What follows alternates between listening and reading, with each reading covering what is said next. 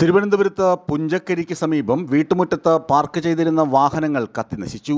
ശരണ്യ ശങ്കർ ദമ്പതികൾ തിരുവല്ലം പുഞ്ചക്കരി പേരകത്തെ രഞ്ജുവിഹാറിൽ വാടകയ്ക്ക് താമസിച്ചിരുന്ന വീടിന് മുന്നിൽ ഇന്ന് പുലർച്ചെയായിരുന്നു സംഭവം. മഹീന്ദ്ര ബൊലേറോ, മാരുതി വാഗണർ കാറുകളാണ് കത്തിനശിച്ചത്. ഭർത്താവുമായുള്ള വഴക്കിനെ തുടർന്ന് ശരണ്യയും മക്കളും വീട് വിട്ട് നിൽക്കുകയായിരുന്നു.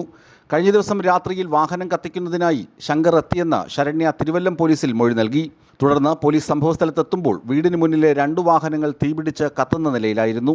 വിവരമറിഞ്ഞ് വിഴിഞ്ഞത്ത് നിന്നുമെത്തിയ ഫയർഫോഴ്സ് വാഹനങ്ങളിലെയും വീടിനുള്ളിലെയും തീ പൂർണ്ണമായും കെടുത്തി. ഇതിനിടെ സമീപമുണ്ടായിരുന്ന സ്കൂട്ടറും സൈക്കിളുകളും കത്തിനശിക്കാതിരിക്കാൻ പോലീസ് നടപടി സ്വീകരിച്ചു. 2 വാഹനങ്ങൾക്ക് സമീപം പേപ്പർ ബുക്ക്ലെറ്റുകൾ കൂട്ടിയിട്ട് കത്തിച്ചാണ് തീ പടർത്തിയതെന്നാണ് സംശയം. ഹാളിലെ ബുക്ക് ഷെൽഫിലേക്കും തീ പടർന്നിരുന്നു. ന്യൂസ് ഡെസ്ക്, വിസ്മയ ന്യൂസ്.